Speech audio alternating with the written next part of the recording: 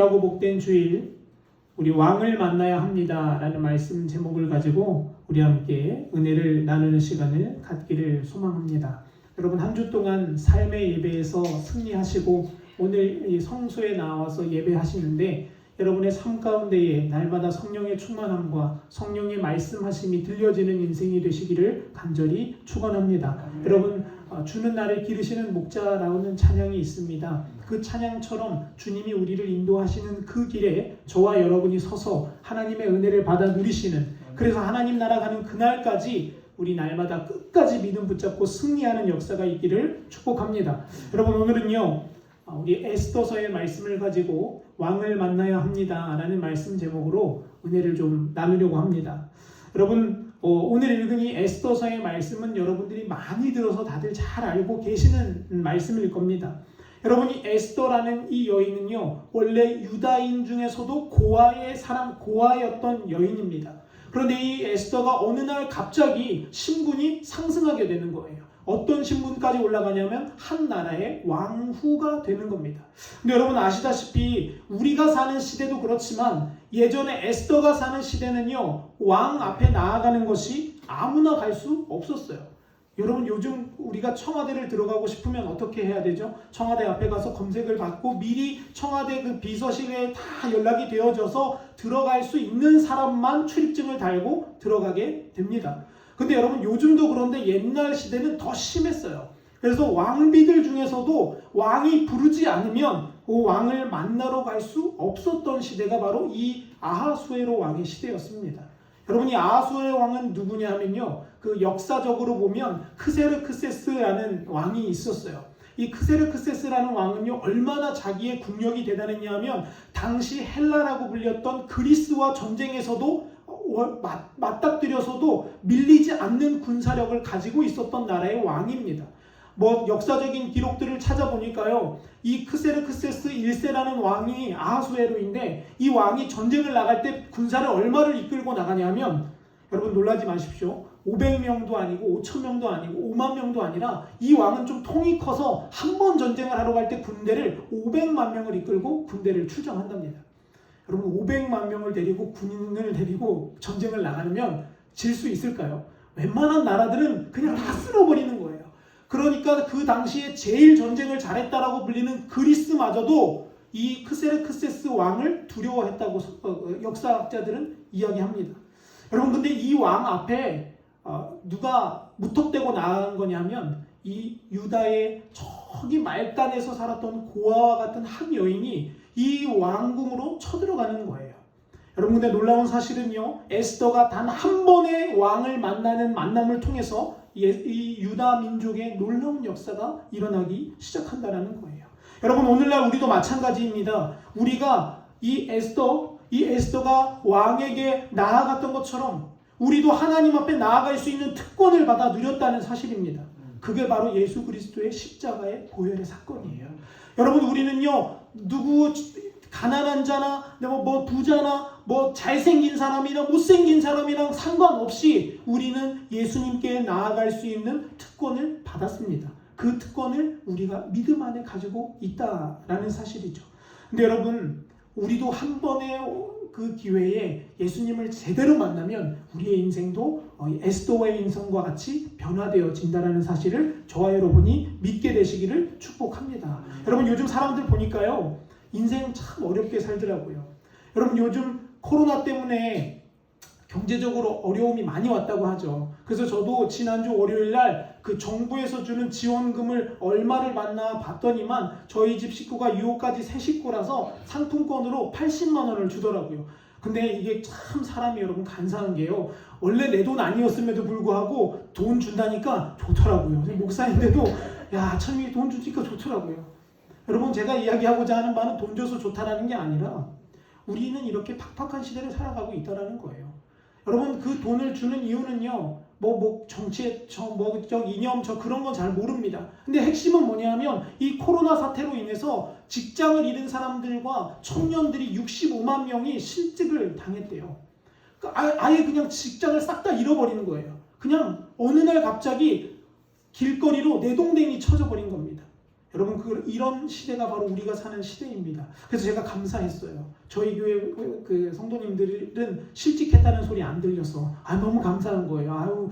여러분 이게 농사일이 힘들고 또 각자의 일이 힘들지만 여러분 그 뉴스를 들을 때 제 안에 감사함이 차오르더라고요. 그래 우리 저 자리에 우리의 이름도 들어갈 수 있었을 텐데도 불구하고 하나님 우리의 편에 서 주셔서 우리 이 위기를 이렇게 넘어가고 있구나 라는 것을 제가 또 한 번 느꼈습니다. 근데 여러분 그 현실에서 실직당한 사람들 얼마나 슬플까요? 제가 어제 뉴스를 보는데요, 어떤 한 그 남성분이 자기 아이를 혼자 키우는 겁니다.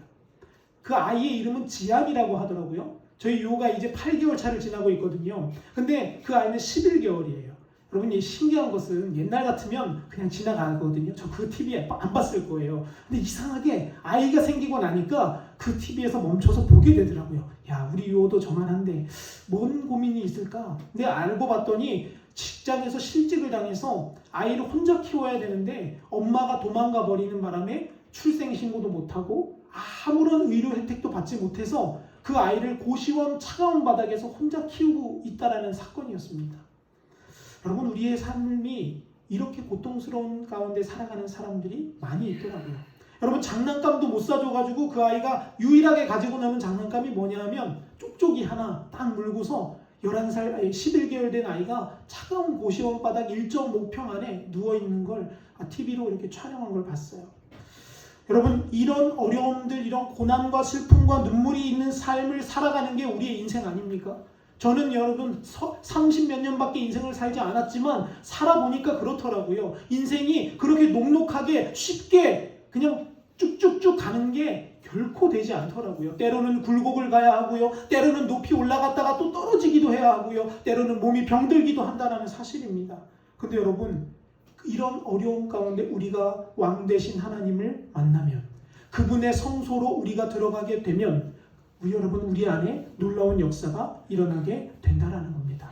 여러분 우리는요 돈이 없어서, 우리는 능력이 없어서 창피하고 부끄러운 게 아니라 믿음의 사람들은 우리 안에 믿음이 없어서 부끄러워야 하고요, 우리 안에 자신감이 없어서 부끄러워야 하는 줄 믿습니다. 하나님 앞에 나아갈 때에 그게 꼭 필요하다라는 겁니다.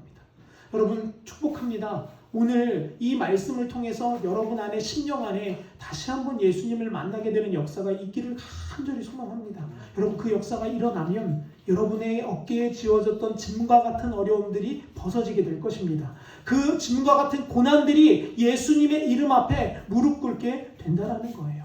그러면 여러분 어떻게 하면 우리가 오늘 읽은 아하수에로 왕을 만났던 에스더와 같이 우리가 하나님을 만날 수 있을까요?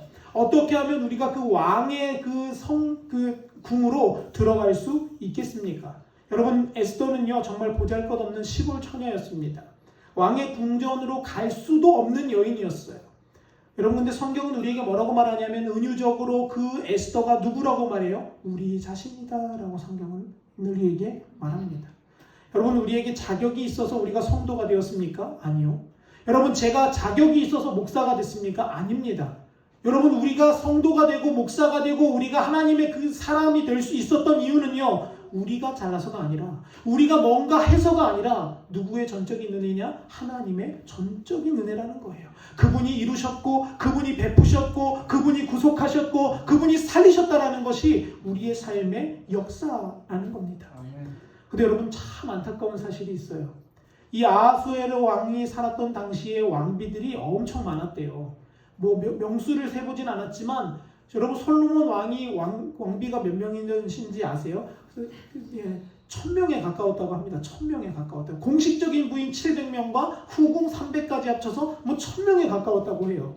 제가 늘 얘기하는 거지만 여러분 부인 한 명이랑 살기도 여러분 녹록치 않은 세상인데 1000명이랑 산다니, 야 여러분 솔로몬이 장수했을까 싶기도 하는 마음이 들어요.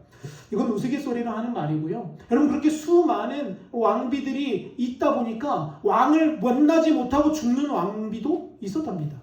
여러분 실제 우리나라도 조선시대 고려시대 보면 평생을 왕비로 살았는데 왕을 단 한 번도 못 만나본 왕비들이 꽤나 많대요. 여러분 근데 놀라운 것은요, 교회를 다니고 신앙생활을 하는 우리도 그와 똑같다라는 거예요. 하나님의 왕궁이라고 하는 교회로 들어오고 믿음으로 들어왔는데 단 한 번도 왕을 만나보지 못한 사람들, 단 한 번도 그분의 은혜를 경험하지 못한 사람들이 상당히 많이 있다는 겁니다. 여러분, 우리가 비유로 하자면 우리가 교회에 오고 믿음을 가졌다는 것은 우리는 이미 왕궁으로 들어와 있다는 사실입니다. 그럼 이 왕궁에 들어왔다면 우리 이제 뭘 힘써야 되냐면 그 왕궁의 주인 되는 왕을 만나기를 힘써야 하는 거예요. 여러분, 에스더는요 왕을 만나기 위해 뭐 했는지 아세요? 몸을 단장하기 시작합니다. 여러분, 몸을 만들고 그 자기가 왕에게 나아갈 수 있는 그 준비의 단계를 거친다라는 거예요. 여러분, 얼마나 큰 그 단계를 길게 거치느냐 하면 성경은 이렇게 말합니다. 12절 말씀을 제가 한번 다시 읽어볼게요. 여러분 한번 보시기를 바랍니다. 2장 12절입니다. 처녀마다 차례대로 아하수에로 왕에게 나아가기 전에 여자에 대하여 정한 규례대로 12달 동안을 행하되 6달은 몰약 기름을 쓰고 6달은 향품과 여자에게 쓰는 다른 물품을 써서 몸을 정결하게 하는 기한을 마치며 라고 말해요. 여러분, 며칠 화장했다고요? 1년 동안 화장만 하는 거예요. 1년 동안 씻고 닦고만 하는 거예요. 그래도 왕을 만날까 말까라는 겁니다. 여러분, 그 시대의 왕비들은 그렇게 살았대요. 여러분, 대단하지 않으세요? 화장하고 화장 지우는 거 힘드시잖아요, 여성분들. 근데 왕을 만나기는 것도 아니고 왕이 언제 올지 모르니까 1년 동안은 6달 동안 지웠다가 또 하고 또 나머지 6달도 또 향품 뿌리고 향수 뿌리고 준비하면서 왕을 만나기를 준비하는 거예요. 여러분, 이걸 영적으로 적용해 보면요, 우리 주님 만나기 위해 지금 이 시간을 준비하는 시간으로 사용해야 된다는 겁니다. 우리 예수님 만나기 위해서 지금 오늘 이 시간을 준비하는 시간으로 사용해야 된다는 거예요. 여러분, 많은 사람들이 오해하는 것 한 가지가 뭐냐면 우리에게 주어진 인생, 너 잘 먹고 너 잘 살고 네 자녀 잘 키워서 행복하게 하라고 우리에게 인생 주신 거 아닙니다. 우리에게 인생 주신 이유 무엇입니까? 주님 만날 때를 준비해라, 영혼의 때를 준비해라라고 우리에게 인생 주신 것 아닙니까? 여러분, 우리에게 자녀 주신 것 왜 주셨습니까? 제가 유호 낳고 보니까요, 기도하게 되더라고요. 하나님, 이 아이 저에게 왜 주셨습니까? 하나님, 이 아이 제가 어떻게 키워야 합니까? 여러분, 하나님이 저에게 주시는 답변은 늘 한결같았습니다. 내가 너에게 선물로 준 자녀는 네 것이 아니라 누구 거예요? 하나님 거다, 내 거다. 단지 그 자녀를 너에게 맡긴 이유는 그 자녀를 믿음 안에 잘 관리하고 키워서 하나님의 백성 삼을 수 있도록 네가 그 일을 감당해 주기를 원한다. 하나님이 저에게 늘 한결같이 주시는 마음은 바로 그거였습니다. 여러분, 이게 바로 우리 믿음의 사람들의 태도여야 합니다. 여러분, 오늘 하루를 사는 것은요, 돈 벌기 위해 사는 게 아니에요. 여러분, 오늘 하루를 우리가 먹고 마시는 이유는 뭐냐 하면 주님이 우리에게 주신 이 땅의 삶을 통하여 하나님 만날 그날을 준비하는 겁니다. 하나님 뵙는 그 순간을 준비하기 위해 에스더가 6개월 동안 향수 뿌리고 6개월 동안 모략 쓴 것처럼 우리도 이 땅에서의 삶을 그렇게 보내야 한다라는 겁니다. 여러분, 그런데 그렇게 준비해도 못 만나면 끝인 거예요. 그렇게 준비해도 평생 그렇게 향수 뿌리고 화장하고 연지곤지 찍고 그렇게 쇼를 해도 왕이 나타나지 않으면 끝난다는 겁니다. 근데 여러분, 에스더는요, 왕을 딱 한 번 만났는데 왕이 어떻게 됐어요? 에스더에게 아주 하트가 뿅뿅 나오기 시작합니다. 왕이 저기 멀리 사는 외국 여자, 지금으로 말하면요, 죄송합니다, 뭐 비하하는 얘기가 아니라 저기 동남아에서 그렇게 이사와서 이렇게 가게에서 편의점 알바를 하는 여인에게 누가 반한 거냐 하면 지금 한마디로 대기업 회장의 아들이 반하는 거예요. 그래서 그 편의점을 찾아가서 맛있는 것을 사주면서 구애하기 시작합니다. 여러분, 우리는 이런 인생을 보고 뭐 났다고 하냐면 대박 났다라고 표현을 합니다. 여러분, 에스더의 인생이 지금 대박이 난 거예요. 그런데 여러분, 놀라운 사실은요, 에스더의 인생이 왜 대박 났는지를 우리는 알아야 한다는 겁니다. 여러분, 에스더의 인생이 대박 난 이유는 바로 15절에 나옵니다. 여러분, 오늘 읽은 말씀 15절을 다시 한번 보시기를 바랍니다. 15절은 이렇게 기록해요. 모르드게의 삼촌 아비하일의 딸, 곧 모르드게가 자기의 딸같이 양육하는 에스더가 차례대로 왕에게 나아갈 때에 궁녀를 주관하는 내시 헤게가 정한 것 외에는 다른 것을 구하지 아니하였으나 모든 보는 자에게 사랑을 받더라 라고 말해요. 여러분 이걸 무슨 쉽게 표현하면 무슨 말인가 하면요. 이 궁녀를 관리했던 헤게라는 사람이 있는데 이 헤게라는 사람에게 에스더는요 단 한 번도 아쉬운 소리를 하지 않았다라는 거예요. 여러분 왕에게 잘 보이기 위해서는요 뭐를 잘해야 되냐면 그 왕에게 나아갈 수 있는 길을 열어주는 관리인에게 잘 보여야 돼요. 그게 누군가 하면 헤게입니다. 여러분이 헤게는요 그 당시에 향수를 관리했고요. 그 당시에 모든 궁녀들을 다 관리하는 권력자였어요. 아무리 예뻐도 아무리 키가 커도 이 헤게가 야 너 탈락하면 왕 앞에 가보지도 못하고 끝나는 거예요. 근데 여러분 놀라운 것은요 다른 여인들은 아마 다 헤게한테 가서 손바닥 비비고 맛있는 거 찔러주고 돈 찔러주면서 이렇게 말했겠죠. 헤게님 저한테 조금 더 좋은 향수 좀 주시면 안 될까요? 저한테 조금 더 비싼 화장품 좀 주세요. 아니 어떻게 하면 왕에게 나아가는지 좀 힌트 좀 주세요. 아마 이럴 겁니다. 근데 여러분 에스더는 뭐라고 성경이 말하냐면 헤게가 주는 것 이외에 다른 어떠한 것도 구하지 아니하였더라. 그러나 하나님이 그에게 은혜를 베푸심에 모든 자에게 사랑을 받는 존재가 되었다라고 말하는 거예요. 여러분 제가 이 말을 읽는데 너무 감동이 들더라고요. 야 이게 그리스도인의 삶이 아닌가. 여러분 우리 세상 가서 구걸하지 않아야 합니다. 여러분 우리 세상에서 아이고 이것도 필요한데 저것도 필요한데 아유 조금만 도와주시면 안 될까요? 여러분 믿는 자의 자존심을 지켜야 하지 않겠습니까? 이 자존심은 믿음 안에서 나오는 자존심을 말하는 겁니다. 여러분 근데요 믿는 사람들이 여전히 경력을 구하고요 돈을 구하고요 능력을 구하고요 외모를 구합니다. 하나님께 구하는 게 아니라 세상에 가서 그것을 구하고 있어요. 여러분 그런데 중요한 것은요 왕은 어떤 사람을 원하냐면 순결하고 정결한 사람을 원한다는 거예요. 여러분 한번 생각해 보세요. 크세르크세스 1세는요 그 당시 모든 나라를 통치할 정도로 대단한 국력을 갖고 있던 왕입니다. 돈이 없었을까요? 아니요. 먹을 게 없었을까요? 아니요. 전 세계에 있는 맛있는 건 다 먹었을 겁니다. 그런데 그에게 나아갈 때 조금 더 좋은 향수 뿌렸다고 해서 그가 반할까요? 아니요. 조금 더 예쁜 옷 입었다고 크세르크세스가 하트가 뿅뿅 나올까요? 아닙니다. 크세르크세스는 아마 정결한 신부, 깨끗한 여인, 마음이 준비된 사람을 찾고 있었던 것 같아요. 그래서 1년 동안의 기간을 주는 겁니다. 사실 여러분 1년 동안 화장 지웠다 했다 뭐 그게 의미 있습니까? 저는 그 말이 왜 나왔는지 곰곰이 기도하며 생각해 봤는데 이유는 하나더라고요. 1년 동안 그렇게 지웠다 썼다가 아니고 지웠다 했다 하면서 뭐를 준비하는 거냐? 우리 마음을 준비하는 거예요. 여러분 하나님이 우리에게 원하시는 건 이겁니다. 우리가 교회를 들락날락 기도의 자리에 왔다 갔다 하는 그게 중요한 게 아니라 뭐를 준비하는 게 중요하냐? 우리의 마음을 준비하는 겁니다. 1년 동안 그렇게 마음을 준비했을 때 에스더가 아수에로의 택함을 받게 되는 겁니다. 사랑하는 성도 여러분, 그런데 마귀는 우리에게 뭐라고 말하냐? 이렇게 말합니다. 야, 하나님은 너에게 관심 없어. 하나님은 네 인생 이렇게 버려두셨잖아. 하나님은 너에게 재물도 안 주시고 건강도 안 주셨잖아. 여러분 죄송합니다. 마귀의 속임에 속아 넘어가지 마시기를 축복합니다. 주님은 우리에게 모든 것을 주셨고 주님은 우리의 필요에 맞게 주셨고 주님은 우리가 원하는 만큼 주시지 않고 주님이 원하는 만큼 주신다라는 거예요. 그런데 마귀는 우리에게 늘 불평불만을 쏟아놓게 만들어요. 야, 너 저것도 없잖아. 야, 너 남들이 타는 저 차 너 못 타잖아. 너 남들이 먹는 저 음식도 못 먹는데 뭐가 축복이라는 거야. 사랑하는 성도 여러분, 맛있는 음식 먹지 않아도 감사할 수 있는 게 축복입니다. 여러분 좋은 차 타지 않아도 기쁜 게 축복이죠. 좋은 차 타고도 불행한 인생 얼마나 많은지 몰라요. 여러분 제가 지난번 수요 예배 때 한번 이야기를 드렸는데요.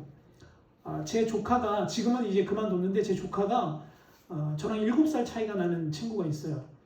뭐 그러니까 친구처럼 자랐죠. 7살 차이니까요. 제가 아직도 기억에 나는 게 저 그 조카랑 지내면서 그 조카가 7살 어리니까 제가 7살 때 이제 태어난 거예요.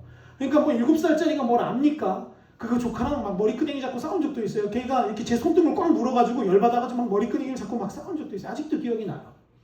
근데 그 친구가 여러분 신세계백화점 아시죠? 이마트 아시죠? 그 이마트 회장의 손녀를 경호하는 일을 했었습니다. 한 2년 동안 했어요.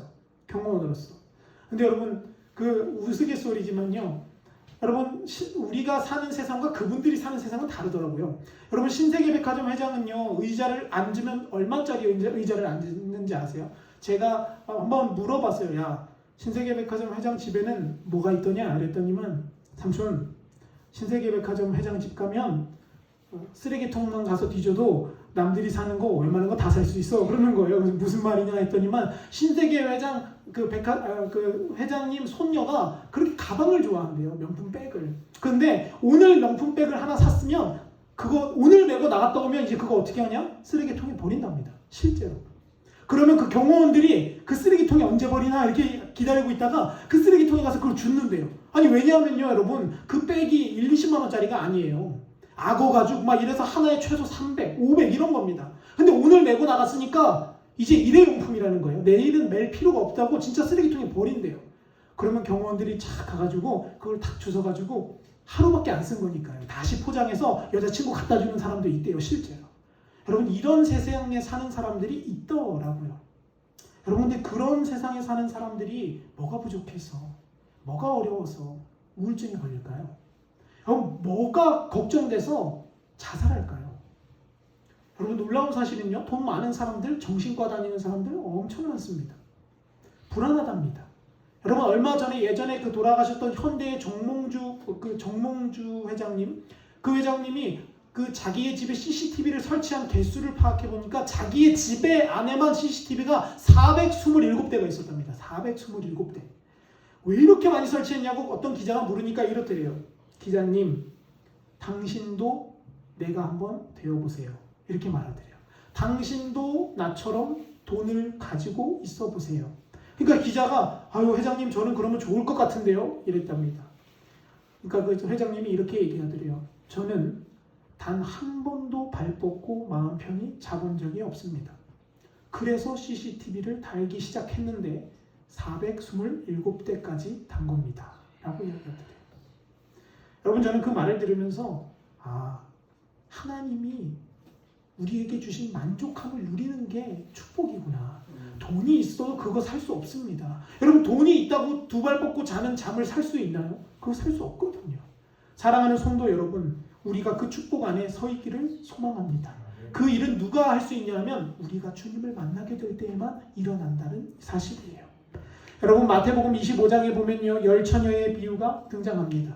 여러분 이 10명의 처녀는요 여러분이 아시다시피 똑같이 기회를 받았었습니다. 여러분 어떤 사람은요 아니요 목사님 5명만 기회를 받았는데요 이렇게 얘기하지만 여러분 마태복음 25장을 자세히 읽어보시면 10명 모두에게 뭐가 있었어요? 등잔불이 있었어요. 10명 모두는 그 신랑을 기다리고 있었습니다. 그런데 5명은 신랑과 함께 가고 5명은 버림받습니다. 이유는 뭡니까? 기름이 준비되었는 사람은 들림을 받는 거고요. 기름 준비하지 않고 살았던 등잔불만 들고 살았던 사람들은 그 등잔불이 꺼지면 그 세상에서 제외받는 겁니다. 여러분 오늘도 주님이 우리를 안 찾아오시는 게 아니에요. 찾아오지만 우리가 준비되지 않는 게 문제라는 겁니다. 주님이 우리를 만나기 위해서 우리를 간택하기 위해서 우리에게 찾아오시지만 우리 사람들이 준비하고 있지 않기 때문에 심지어 그분을 만나려고 생각도 하지 않고 있기 때문에 이 어려움들을 극복해내지 못한다는 겁니다.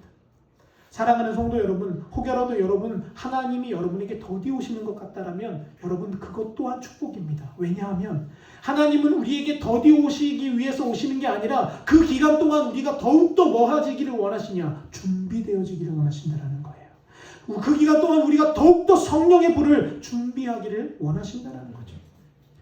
여러분 그래서 왕이 에스더를 만나게 되었을 때 에스더에게 사랑을 느끼죠. 근데 여러분 놀라운 사실은요. 이 왕이 에스더를 만나고 나서 지금 오늘 읽지 않았지만 그 이후에 에스더가 어떤 행동을 했냐를 봐야 된다는 거예요. 여러분 에스더가 그 다음에 어떤 행동을 하냐 하면 에스더가 왕을 위하여 잔치를 열기 시작합니다. 아마 고마움의 잔치였고 기쁨의 잔치였을 겁니다. 여러분 그런데 여기서 중요한 것은요. 큰 은총을 받았다면 그분을 만나기를 원하고 그분의 안에 들어왔다면 이제 우리는 뭐를 열어야 한다는 거예요? 영적인 잔치를 열어야 한다는 거예요. 우리가 그 영적인 잔치의 자리로 이제 준비하고 나아가야 된다는 겁니다. 그러면 여러분 영적인 잔치가 어디에서 벌어집니까? 아주 간단합니다. 우리가 예배하는 그 현장. 우리가 기도하는 그 자리, 우리가 서서 주님을 기대하고 소망하는 그 자리가 영적인 잔치의 상이 되는 것이죠. 그래서 여러분, 옛날에 많은 부흥사분들이 뭐라고 얘기하죠? 부흥회는 무슨 잔치라고 해요? 천국 잔치라고 많이들 얘기하셨잖아요. 여러분, 어떤 사람은요, 왕 만나고 나서 교회 들어오고 나서 뭐 하냐면 먹을 거 맨날 구합니다. 입을 것만 맨날 주구장창 구하고 맨날 어떻게 하면 승진할까, 어떻게 하면 그 성공할까, 이것만 맨날 하나님 앞에 와서 구하는 거예요. 여러분, 근데 하나님은요, 왕은요, 원하는 게 딱 한 가지입니다. 그게 뭐냐면 그 왕비가 전적으로 나만 사랑하는 거예요. 왜냐하면 그 왕비가 아무리 좋은 거 들고 와도 이미 그거 누가 갖고 있어요? 이미 왕이 갖고 있는 거예요. 여러분, 그 왕비가 왕 주려고 아무리 큰 다이아몬드를 들고 온다 한들 그거 이미 누가 갖고 있는 거예요? 왕이 갖고 있는 거예요. 여러분, 이걸 깨달으셔야 합니다. 우리가 하나님 앞에 헌금을 많이 하고 뭐를 많이 한다고 해서 하나님이 그걸 기뻐하시는 게 아니에요. 하나님은 뭘 기뻐하시냐? 우리 그 존재 자체를 기뻐하신다는 거예요. 우리가 하나님을 사랑하는 그 마음 가지고 나오는 그 자체를 하나님은 기뻐하시는 거죠. 그래서 하나님이 오히려 우리에게 주시는 거예요. 내가 가지고 있는 것들을. 사랑하는 성도 여러분, 여러분의 관심은 어디에 있습니까? 여러분은 하나님의 환심을 사기에 여러분의 모든 관심을 집중하십니까? 아니면 세상의 것들에 여러분의 모든 관심을 집중하고 계십니까? 축복합니다. 여러분이 영적인 에스더가 될 수 있는 방법은 하나님을 바라고 하나님만 사랑하고 하나님만 붙잡는 거예요. 그러면 주님께서 여러분에게 베푸시는 걸 이제 우리가 누리게 되는 거죠. 여러분, 근데 신기한 것은요, 에스더가 그렇게 왕비가 되고 축복을 받았는데 누가 등장하기 시작하냐면 하만이라는 대적이 나온다는 거예요. 여러분, 신앙생활 어떠세요? 늘 잘 나갑니까? 아니죠. 늘 잘 나가다 보면 뭐를 만나냐면 꼭 장애물에 부딪히게 됩니다. 여러분, 늘 누구를 만나냐면 늘 사탄 마귀를 만나게 된다는 거예요. 예수님도 보세요. 여러분, 성령 충만 받고 40일 동안 금식하러 나가서 야, 이제 끝났다 싶었는데 누가 나타나요? 악한 영이 나타납니다. 그러니까 언제 기도해야 되냐? 잘 나갈 때 기도하는 거예요. 여러분, 그걸 깨달아야 돼요. 여러분, 많은 목사님들이, 많은 성도들이 이렇게 생각합니다. 아이고, 힘들 때 기도해야죠. 힘드니까 기도가 나오네요. 아니요. 기도는 언제 하는 거냐? 잘 나갈 때 하는 거예요. 괜찮을 때 해야 되는 겁니다. 그래서 영혼을 튼튼히 준비하는 거예요. 그래야지만 악한 영이 우리를 공격하거나 어려움이 올 때 그걸 넘어설 수 있는 거예요. 여러분, 똑같습니다. 제가 여러분 이번 주에 저희 집에 지금 물이 안 나오거든요. 지금 저희 집에 물이 안 나와서 저희가 지금 며칠 동안 이제 물로 실랑이를 했습니다. 근데 여러분, 제가 이걸 경험하면서 깨달은 게 있어요.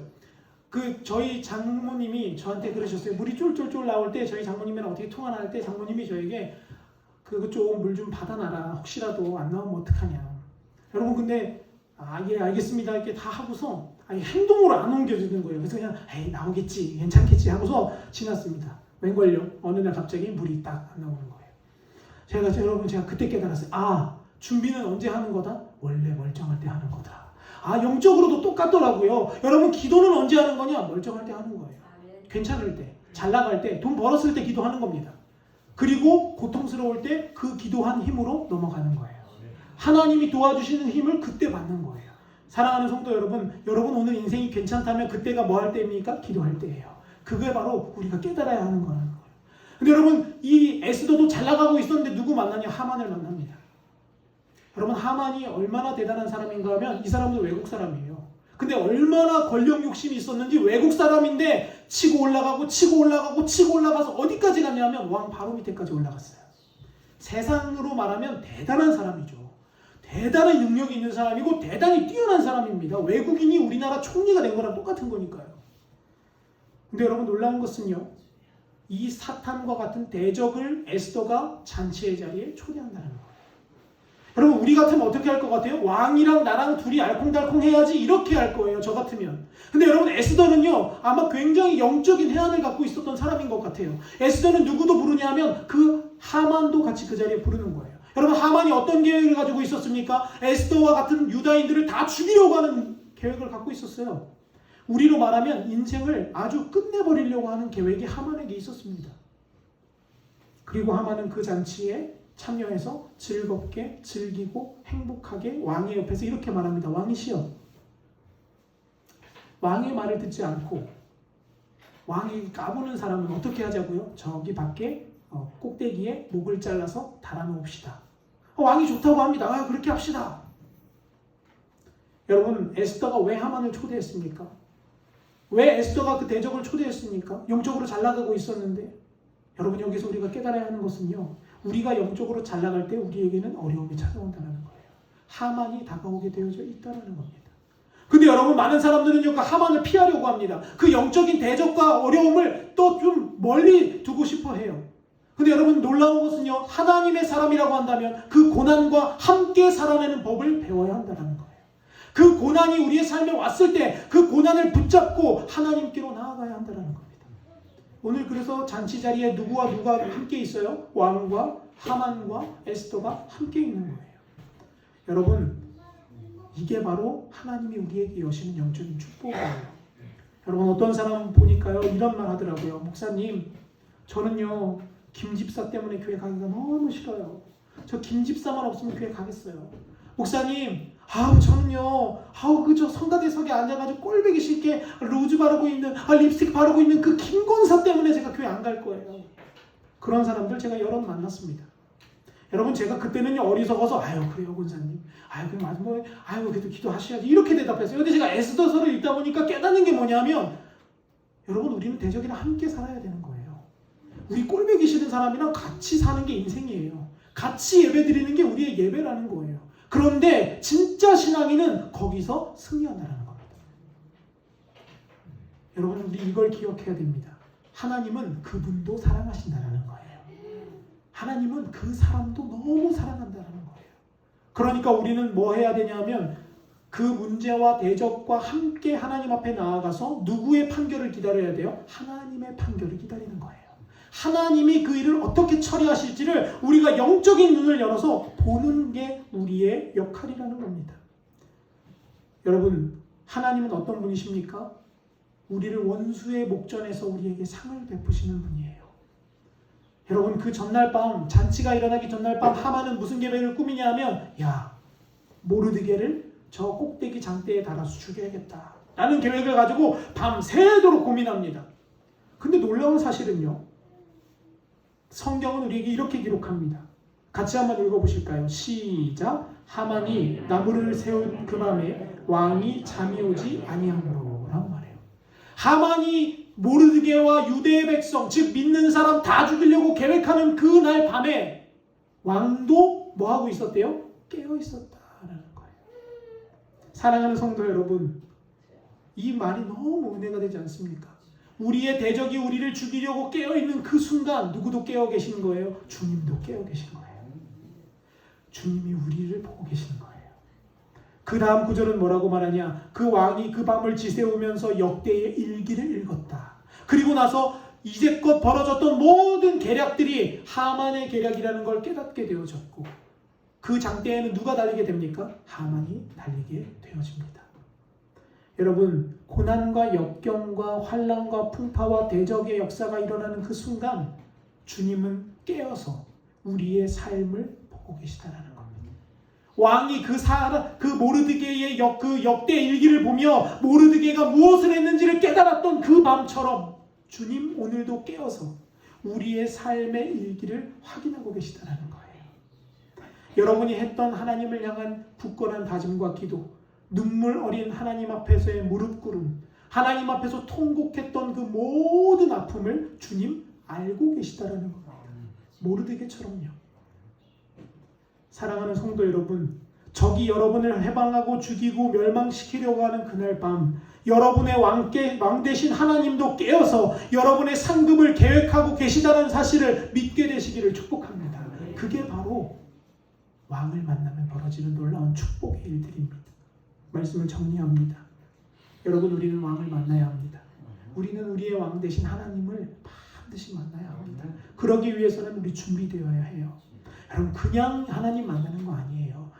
여러분, 제가 하나님 만난 사람들, 간증자들의 그 간증을 들어보면 한결같습니다. 어떠냐 하면요, 하나님이 너무너무 사랑할 수밖에 없을 만큼 엎드려졌던 사람들, 여러분 은혜 받는 자리가 어느 자리인지 아세요? 지금 저희는 지정석해서 이렇게 쭉 앉지만 옛날에 부흥 강사 목사님들이 늘 하는 말씀이 있었습니다. 목사의 침이 튀는 자리가 무슨 자리다? 꿀자리다 이렇게 말해요. 아니 모르겠어요. 그게 진짜인지. 목사님 침 튀면 저는 옛날에 막 저도 그 얘기 듣고 맨 앞에 가서 앉았거든요. 근데 옛날에 꼭 할아버지 목사님들 꼭 그 설교하시다만 쫙 하면 이렇게 막 침이 탁 진짜로 날아와요. 뭐 그거 해서 은혜를 받는지 안 받는지는 모르겠지만 그 말의 의도를 알겠어요. 우리에게 사모함이 있어야 된다는 거예요. 여러분 그런데 하나님 못 만나는 사람 특징 똑같아요. 여러분 큰 교회들 가보면요. 교회를 지탱하기 위해서 교회에 뭐 만들어 놓냐? 큰 기둥 이렇게 막 3개씩 다 만들어 놓습니다. 여러분 근데 저는 항상 궁금했던 게 있어요. 여러분 근데 늦게 오나 빨리 오나 할 것 없이 예배에서 은혜를 못 받는 사람들의 특징이 뭐냐면 꼭 그 기둥 뒤에 앉아요. 꼭 그 뒤에 가서 앉아가지고 어떻게 하면 목사님한테 어깨라도 보이면 안 될까봐 어깨를 쪼으려고 거기에서 예배드리고 목사님이 축도 딱 하기 전에 어떻게 합니까? 제일 먼저 팍 일어나고 냅다 도망가서 식당 가서 밥을 훅 먹고 집으로 돌아갑니다. 그리고 집에 가서는 뭐라고 생각합니까? 나도 오늘 예배 드렸어 라고 생각하는 거예요. 여러분 왕을 만나는 자리는요 그런 태도를 가지고 가서는 왕을 결코 만날 수 없습니다. 왕은요 사모하는 자에게 은혜를 부르시는 거예요. 왕이 깨어서 뭐 하신다라고 했어요? 우리의 역대일기를 보신다고 했잖아요. 사랑하는 성도 여러분, 오늘 이 아침에 우리가 그 역사의 주인공이 되기를 소망합니다. 그래서 여러분의 대적이 올지라도 그 대적과 함께 같이 깨어 계신 하나님을 바라보게 되시기를 바라고요. 여러분 우리 인생 가운데 찾아오는 환난과 역경 속에서 우리가 승리하는 방법은요. 언제 기도하라고요? 멀쩡할 때 기도하는 거예요. 괜찮을 때. 이미 아프기 시작하고 힘들기 시작하면 기도하기 너무 늦습니다. 그러므로 사랑하는 성도 여러분, 일상을 통해 하나님을 예배하시고 여러분 그 일상에서 하나님을 만나시고 여러분 하나님 만나는 것 꼭 교회에 와서 만나는 것만은 아니잖아요. 여러분 밭에서도 하나님 만날 수 있습니다. 여러분 유명한 성 프란시스는 뭐라고 말했냐 이렇게 말합니다.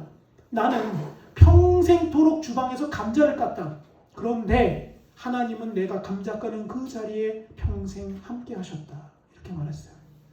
사랑하는 성도 여러분이 어디에서 무엇을 하시건 그때가 주님의 임재의 순간임을 믿고 저와 여러분이 오늘도 말씀 가운데 주님을 만나게 되는 역사가 있게 되시기를 간절히 축원합니다.